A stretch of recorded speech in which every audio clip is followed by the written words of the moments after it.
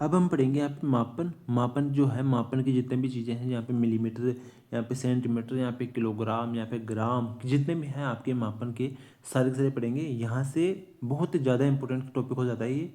हर एक छोटे छोटे जो चीज़ें हैं वो आपको बहुत ज़्यादा यहाँ पे फ़ायदा देने वाली है आपको क्वेश्चन को सोल्व करने के लिए, क्योंकि आपको बोलेगा यहाँ पे कि जो किलोमीटर है, आंसर भी तो दे देगा यहाँ पे किलोमीटर में, आंसर तो दे देगा किलोमीटर के अंदर, और हमारे पास क्वेश्चन में आएगा मीटर में। तो हमको मीटर से किलोमीटर में चेंज करना पड़ेगा या किलोमीटर से मीटर में चेंज करना पड़ेगा। तो उस सब के लिए हमें ये जो चीज़ें हैं वो पता होनी चाहिए। तो हम ये सारी सारी चीज़ें हैं वो करने वाले हैं। तो यहाँ पर देखो, आपको सबसे चीज़ इंपॉर्टेंट ये है कि 10 जो मिलीमीटर होता है, 10 मिलीमीटर 1 सेंटीमीटर के बराबर होता है। अगर आपके एग्जाम में क्वेश्चन आ जाए 10 सेंटीमीटर, तो आपको ध्यान रखना है 10 सेंटीमीटर को अगर मिलीमीटर में चेंज करना है तो आपको पता है कि इसे 10 से गुणा करना पड़ेगा, यानी 10 × 10 बराबर आपके 100 मिलीमीटर हो जाएगा। ये 100 मिलीमीटर हो जाएगा, मिली लीटर हो जाएगा, सॉरी मिली लीटर हो जाएगा, मिलीमीटर होगा, सॉरी लीटर नहीं है ये, मिलीमीटर है, मिलीमीटर हो जाएगा। ठीक है। अब जो 10 सेंटीमीटर है, 10 सेंटीमीटर वो 1 डेसीमीटर के बराबर होता है। 1 डेसीमीटर के बराबर होता है 10 सेंटीमीटर, 1 डेसीमीटर डेसीमीटर के बराबर होता है। 10 डेसीमीटर यहाँ पे 1 मीटर के बराबर होते हैं। 10 डेसीमीटर यहाँ पे 1 मीटर के बराबर होते हैं। यानी 1 मीटर के अंदर, 1 मीटर के अंदर कितने सेंटीमीटर होंगे? 1 मीटर के अंदर आपके 100 सेंटीमीटर होंगे। तो ये जो चीज़ है वो भी आपको याद रखनी है कि 1 मीटर के अंदर आपको 100 सेंटीमीटर होते हैं।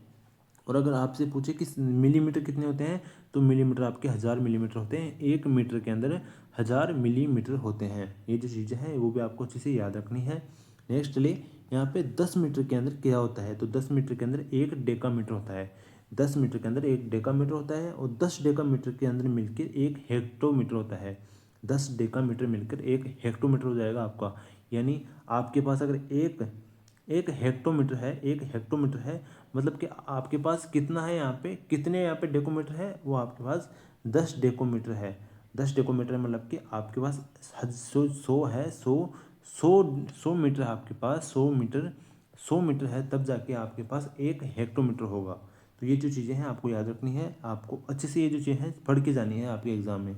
नेक्स्ट है कि 10 हेक्टोमीटर किसके बराबर होता है, तो 10 हेक्टोमीटर 1 किलोमीटर के बराबर होता है। 10 हेक्टोमीटर बराबर 1 किलोमीटर होता है, और 1 किलोमीटर में कितने मीटर होते हैं?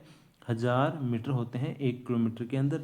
यानी यहाँ पे 10 हेक्टोमीटर, हेक्टोमीटर बराबर 1 किलोमीटर, किलोमीटर बराबर 1000 मीटर होते हैं। तो ये चीज़ें आपको याद रखनी है। ये तो हो चुके हैं सारे के सारे जो लंबाई के मात्रक थे, लंबाई के सारे मात्रक हो चुके हैं। किलोमीटर, मीटर, सेंटीमीटर जितने भी थे सारे के सारे हो चुके हैं। इसको मैं हटा देता हूँ, एक बार हटा देता हूँ, जिससे कि आपको आसानी से पढ़ने में कोई दिक्कत ना हो। तो इसको एक बार हटा देता हूँ मैं सारे को। यहाँ पे एक बार दोबारा रिवाइज कर लो इस चीज़ का, कि यहाँ पे 10 मिलीमीटर जो मिलीमीटर होते हैं 1 सेंटीमीटर के बराबर होगा। 10 सेंटीमीटर 1 डेसीमीटर के बराबर होगा। 10 डेसीमीटर यहाँ पे 1 मीटर के बराबर होगा। 10 मीटर यहाँ पे 1 डेकामीटर के बराबर होगा। 10 डेकामीटर 1 हेक्टोमीटर के बराबर, और 1 हेक्टोमीटर यहाँ पे 1 किलोमीटर के बराबर होगा। हमें आगे चले यहाँ पे, तो यहाँ पर है कि 1 क्विंटल, 1 क्विंटल किसके बराबर होता है, तो 1 क्विंटल यहाँ पे 1000 नहीं 100 kg के बराबर होगा। यानी 1 क्विंटल के अंदर यहाँ पे 100 किलोग्राम होते हैं। 1 टन में क्या होता है, 1 टन में 10 क्विंटल होते हैं। 10 क्विंटल यानी इसको हम केजी में बदले तो 10 × 100, यानी 1 टन के अंदर 1000 किलो होता है। 1 टन के अंदर 1000 kg होता है। ये चीज़ याद रखनी है आपको कि 1 टन के अंदर आपके 1000 kg होते हैं।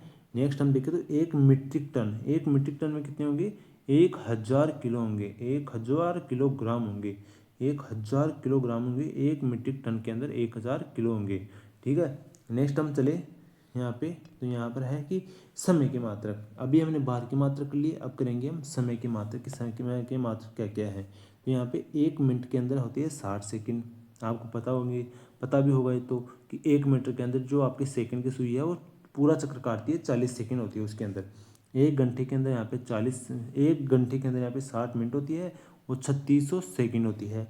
एक दिन के अंदर आपके 24 घंटे होते हैं, और 24 घंटे होते हैं एक दिन के अंदर, 24 घंटे होते हैं। 24 घंटे या फिर यहाँ पे ये क्या है, मिनट, 1440 मिनट, या 8640 होती हैं। या तो आपके 24 घंटे होते हैं, या 1440 मिनट होती हैं, मिनट या आपकी जो 86,400 जो सेकंड है वो किसके बराबर होगी, एक दिन के बराबर होगी। नेक्स्ट चलिए एक सप्ताह के बारे में चलिए। तो एक सप्ताह में 7 दिन होते हैं।